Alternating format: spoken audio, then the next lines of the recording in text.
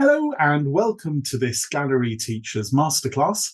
My name is Neil Harris and today's topic is Rethinking Classroom Observations. Welcome to the classroom visit. You may wonder why I've decided to reframe in this way. I think as soon as you mention the term classroom observation or lesson observation, teachers tend to go into at times panic mode, or at least a slightly negative headspace. Observations are not universally popular, and in fact, for many people, are the cause of some considerable stress. So, as someone who gets to observe teachers a lot as part of my job, I wondered what would happen if we actually took the term away and started to think about the classroom visit and what that would look like. And therefore, today's masterclass is very much looking at that whole topic of reframing and turning the potential negative into what I hope becomes a definite positive. In terms of the agenda for the masterclass, I'm going to begin in a little bit more detail with my rationale for rethinking classroom observations, reframing them as classroom visits. We'll then look at the different types of classroom visit that you can negotiate with your management. And then in a little bit more detail, think about the stages of a classroom visit, because it's not just the point at which you deliver the lesson, but also what happens before, obviously during, and also after that visit that I think are the recipe for success. And then at the end, I'll draw some conclusions. So let's move on and start with that first section, the rationale for rethinking. And I'd like to begin by asking all of you a question. How do classroom visits make you feel? And I invite you in chat to add one or two adjectives to describe your feelings about classroom observations. And I'll pause here for a few moments to give you time to add those ideas into the chats.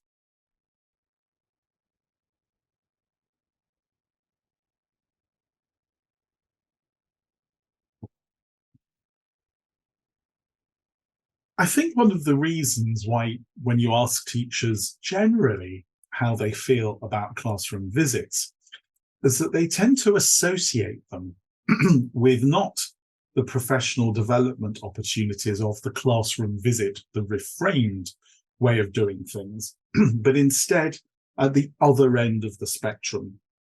What O'Leary in 2020, when he wrote about this spectrum of observation models as the performance management aspect of observation and therefore of evaluative appraisal.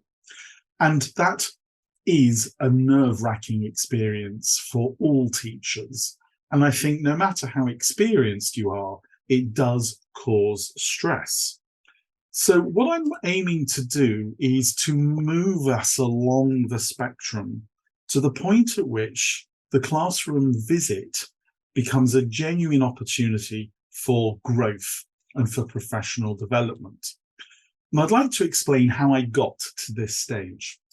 I've mentioned already that I observe teachers on a regular basis as part of my job as a teacher trainer, but my beliefs about observations and classroom visits date back to the very early days of me as a teacher trainer, and that was around 2004, 2005.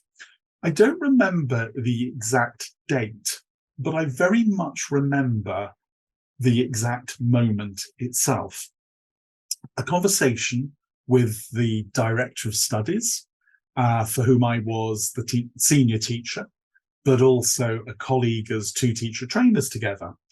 And I explained to her, as we can see on the photo on the left, that I found classroom observations to be somehow a form of bondage, that I didn't feel free, and that I didn't think that what she saw when she came in to see me teach was in any way, shape or form reflective of what happened in my classroom on a daily basis. More of that and the Hawthorne effect in a few moments.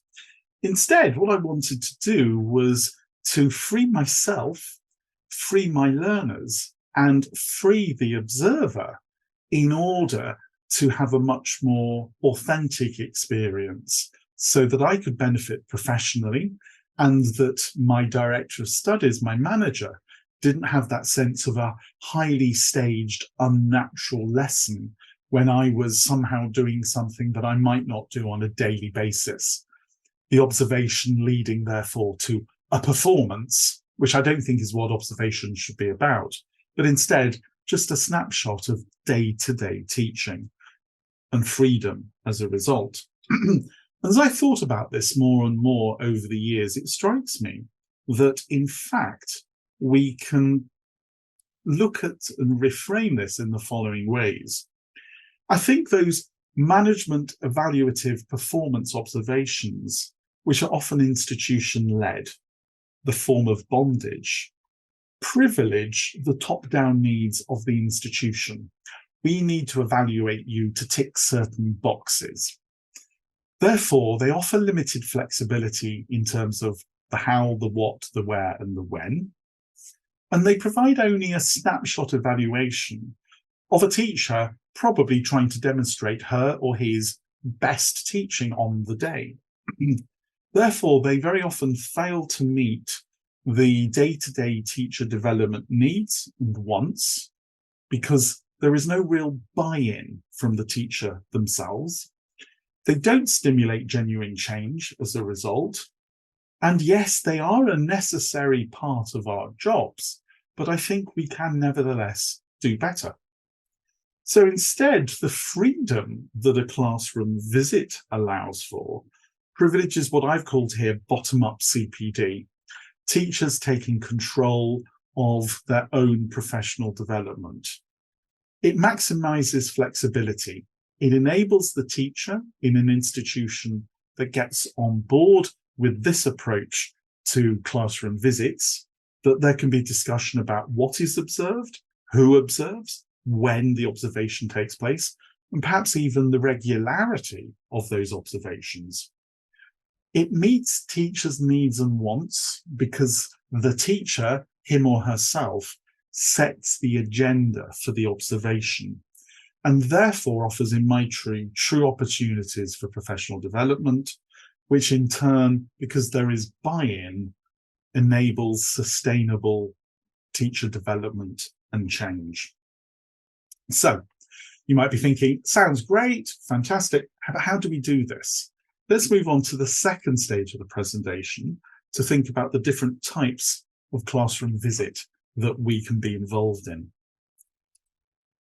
This slide takes as a starting point that there is a hopefully expert figure, the manager. Not all managers are experts, not all managers are expert observers, but it takes the position that there is someone in some sense of authority who is coming in to watch the classroom, watch the class and participate. Now that might be as a cycle of planned evaluative observations, because that might be something that is required of you by your education ministry, by the school, or by, if you're in the UK, for example, the accreditation bodies that English language schools are members of. It might also be part of a planned ongoing cycle of developmental observations by a manager. And that's great because there is opportunities, therefore, to see development taking place from one lesson to the next, mediated by that expert visitor. And then finally, and this is what I had suggested to my boss, my director of studies, that rather than organising a particular day and a particular date, she would just drop into a class for 10 to 15 minutes and just see what happens.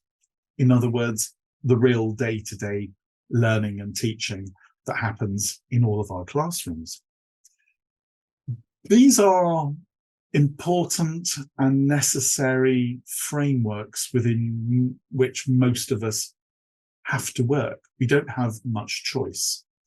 But what I believe is that if we engage with our management, with our head of department, director of studies, and together as a team, look at ways in which we can get more value from classroom visits, we can start to have that sustainable change. What does that look like? Well, here on this slide, I put forward 3 vehicles for achieving that.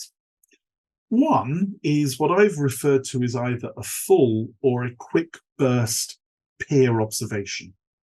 Rather than the expert manager coming in to observe you, one of your colleagues, a peer, comes in.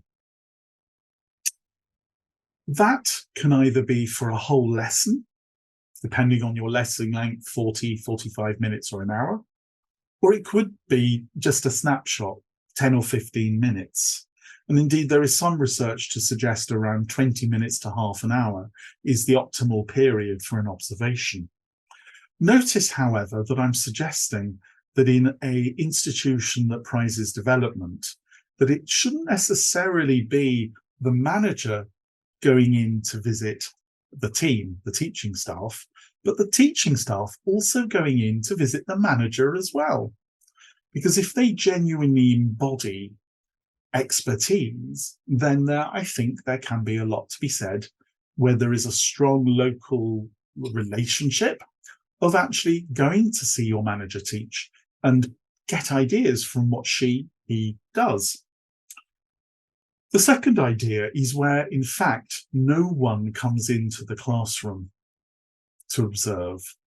It's either video recorded using something like your mobile phone, or, in fact, it's not even video recorded. You just teach a lesson as normal, but you use that lesson as an opportunity for recollection of what happened, what was good, what was less good, and why, in order to achieve reflection.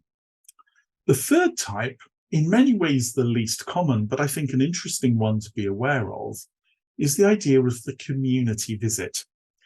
You record your lesson, as in the self-visit, but then you post that recording onto a WhatsApp group that you are a member of for your peers, your virtual peers, to comment on. My only observation on this one, of course, is do make your students aware that the observation is focusing on you, not them. You may well need to ask the students if they're ready to appear on camera, and if they're not, to maybe move the students around the room in such a way that those students who don't want to be seen on video don't appear in the recording at all, even though their voices may appear in the background. The point about those last 2 slides, therefore, is that there are lots of opportunities. There are lots of options available to us at the point when we engage the institution at a formal or informal level with ideas about repurposing observations as classroom visits. Fiona Dunlop, a friend and colleague of mine working in London, has made a really interesting recording for the British Council. It's about 10 years old, but it's full of value. The link is here, where she does make the point that it's best, if you are a traditional observer, to be flexible yourself. Don't just do the same style observation for all of your staff, because it won't necessarily be the appropriate way for all of them. Be flexible as a classroom visitor. Match the type of observation to the needs and the wants of the institution, but crucially to the needs and wants of the staff who are being visited as well. Plus, of course, consider variety, both as the visitor and the person being visited, and therefore the potential benefits of multi-dimensional approaches to classroom visits, which is a complicated way of saying sometimes someone comes in for 10 minutes, sometimes someone comes in for a full lesson length, sometimes you video record yourself, sometimes a peer comes in. By getting lots of different ways of organising the classroom visit, I think you're more likely to get a greater multi-dimensional insight into how you teach and how you can develop. So again, a question for all of you now. What types of classroom visit or evaluative observation have you experienced? If you'd like to, pop some ideas into chat.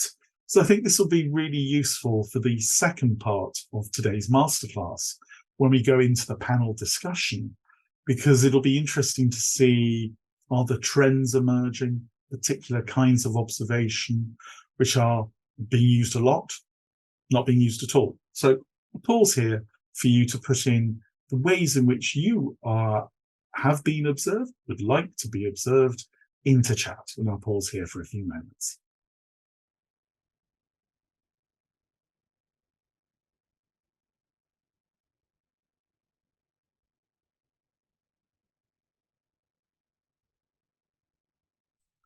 Okay, so now that we've considered different ways of implementing a classroom visit, now into the nitty-gritty. How do we actually make that classroom visit as useful as possible? And what I'm going to do here is talk about what I consider to be key stages in both an evaluative formal observation and also a classroom visit. It does require a bit more time. It may require a bit more paperwork, but what it does achieve, I think, is a much more beneficial outcome. So the before, the during, and after of the classroom visit. And you may wonder why on earth I've decided to put a picture of a sandwich on screen. This is nothing to do with lunch and learn, sitting around in the staff room with your sandwiches, talking things through with your colleague. Instead, it's meant to be a visual metaphor for the before, the during, and the after of the classroom visit, in which the bread is the top and the bottom of the sandwich, the before and the after. That's your bread. And the filling is what happens in the lesson itself. And I think these are useful ways of thinking about those stages. The before and after are kind of typically Socratic dialogues between you and the person who's observing you, or between you and yourself, if it's a ghost or a video recorded visit, in order to really identify what you're wanting to get out of this before the visit, a discussion on what your plans are. If you're being observed by an expert, possibly a discussion about, does this seem to be a good idea? Will it work? You can ask questions of the visitor before you then go in to deliver the class, the filling, and then I think the crucial but often missed final stage of what happens after. So let's begin by looking at our top slice of bread, the before of the classroom visit. And I think there are 5 light bulb points here for you, 5 takeaways. Number 1, have this initial meeting and see it as an opportunity to discuss ideas. If there is an actual physical person, a peer,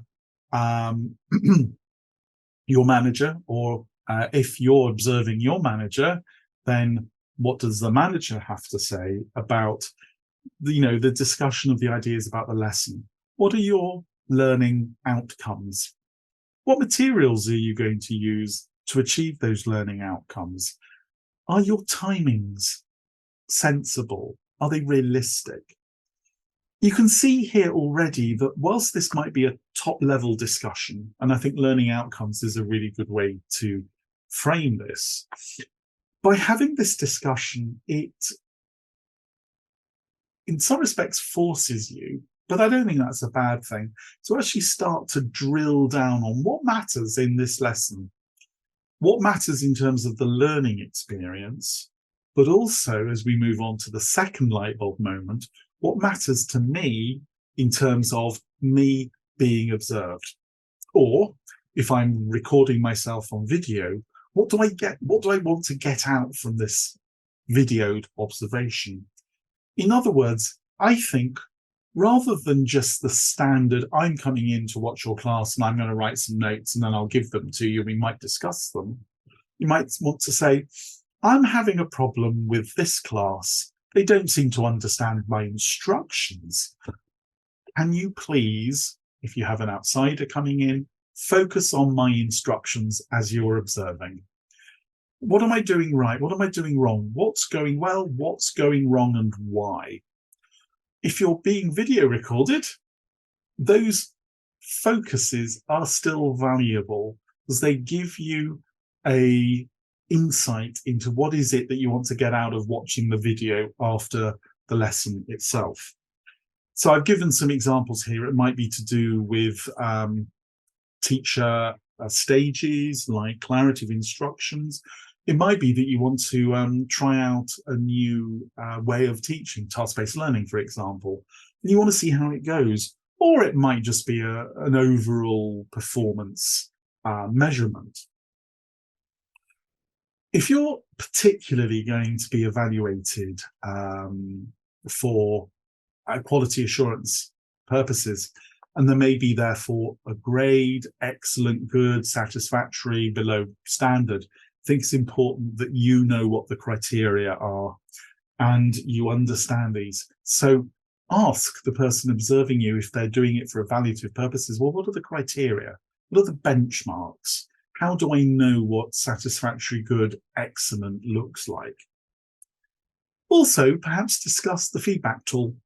So if you're wanting the person to look at one specific aspect of your teaching, instructions, a running commentary of everything that happens in the lesson, you did this, you did this, you did this, the learners did this, that, and that, may be not ideal. Instead, you may ask the observer, the visitor, to write down or to record on their mobile phone examples of your instructions so that you can listen back to them together. So the feedback tool may not be the standard running commentary. It might be an audio recording of particular aspects of your teaching, or video recording. It might be a set of questions that the person watching you completes. I liked, I wondered, a bit like a KWL. What I liked about your lesson was, what I wondered, what are my questions about what you did and why you did it? And then potentially, although this does take time, once you've had that initial meeting, have another quick follow-up meeting to see how you've taken the ideas that you had in the first meeting and implemented them. This is, I think, particularly useful if you've written a lesson plan, which you present to the visitor and they look at with you. And if there are things that they've advised you to change, it can be useful to touch base with the visitor with the changes, just to make sure that you've set yourself up for success. Once all of that's happened, we then get into the observation itself, our next stage, the during, our filling. And this slide is divided into two parts, and it just gives some ideas in terms of what you should be doing as the teacher, and also what the visitor should be doing. And I think the bottom line here is to respect what was agreed in the pre-visit meeting. Teacher, you've got real students in front of you, and therefore put them first. You might have had a plan that you agreed, but there may be good reasons why you have to deviate from that plan. If the observation is to have true value, you have to be responsive to your students first and foremost. Don't stick rigidly to a plan if the plan isn't helping the learners. With that in mind, remember, therefore, that the plan is a map, but other routes are possible. You might have thought that you were going to get from this starting point to this finishing point using these stages, but you might have to add a stage in because the students are struggling. You might have to postpone something because the students are taking more time and they need more time. So again, it's this idea of the plan is the map, it's not the territory. Go with what the learners need, not what your plan dictates. But also potentially, and this is something I do when I'm observed or I have classroom visits, I make notes as I teach. Reflection in action. This took too long. Wasn't sure about those instructions. Was this stage really necessary? Is this sufficiently challenging, or is it too easy? My students are finding it too easy. Likewise, what the visitor does, they should do what you agreed they would do in the way that you agreed they would do it. So if you want them not to write a running commentary, but to focus on what was agreed, make sure that they remember that's what's going to happen. Another option is that you could simply say to them, I'd like you to think about what's really good in this class, what's good, and what's less good overall. And the third option, something I'd like to steal. Ask the observer, the classroom visitor, at the end of the process, if you could take one thing away from that class that you visited, what would it be? Because that often is the kind of the highlight of the teacher's performance based on what happened with the learners as a result. We then get on to the after the visit stage. And I've used the images here because I think I like the idea of looking in the mirror. You're looking at yourself, what you did, how it influenced the learning. So although I recommend people to write notes during the observation, I also myself and recommend other people that they write notes after the lesson as well. It might just be as soon as the lesson finishes, jot down some ideas, but again, relate them to the focus of the visit specifically. So whilst we might be inclined to kind of focus on everything that didn't go as well as you wanted, if you wanted a developmental visit looking at instructions, focus on those in your notes as soon as you finish teaching. This can be delayed, but very often as the day goes by, you've taught a couple more hours, you may not remember as well. So this reflection on action, I think, is useful as soon as the lesson is finished. You then might want to, as a result, devise some questions to discuss with the visitor. These should be probing. It comes back to this idea of the Socratic dialogue, that you will build understanding in the interconnection, the interrelationship between what you ask and the discussion that takes place. This isn't about you just hearing what the observer thought. This is about discussing, teasing things out, and growing an understanding for you as the teacher together. Crucially, I think you need to have a post-lesson meeting with the person who came to visit you.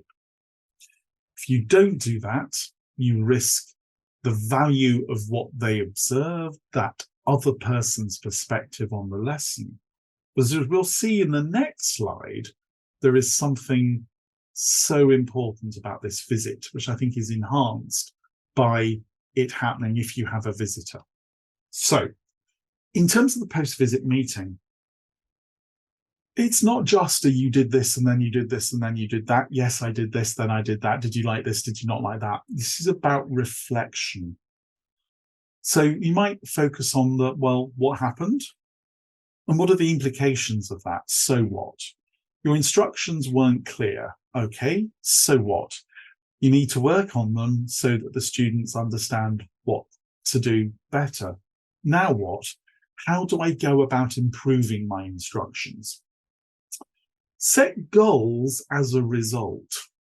If something went really well, it is useful to set goals for it being repeated. Particularly if you're trying out something new, if you can reflect on why something was successful, you're much more likely to be able to repeat that success in the future. If something went less well, then setting a goal for improving it, and that can be a SMART objective, specific, measurable, achievable, realistic, timely, then you're more likely to be able to move forward. So two things here.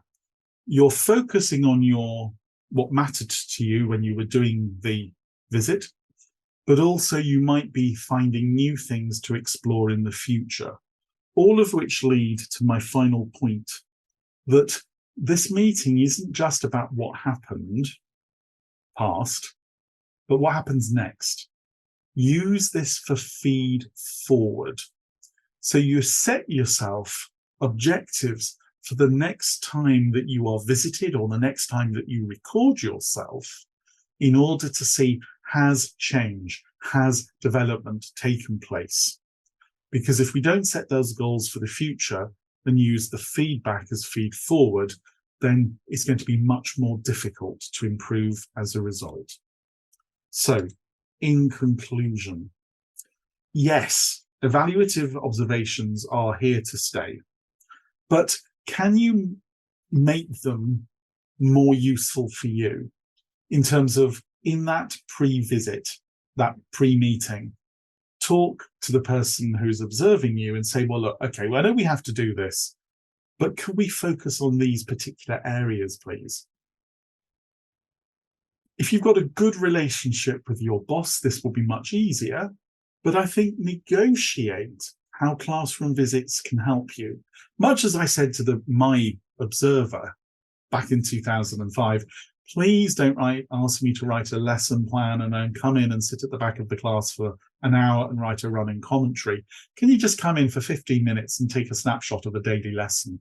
Because I thought that that was much more helpful for me. I wasn't doing something special, and I wasn't also perhaps not quite myself because of the impact of being observed. It was less low, it was less high stakes. The Hawthorne effect was diminished. Be open to those different types of visits and match them to what you want to achieve by being visited. But perhaps most importantly of all, don't just leave it with the filling. Remember the second slice of bread and the importance of that final meeting with your visitor and the goal setting using feed forward.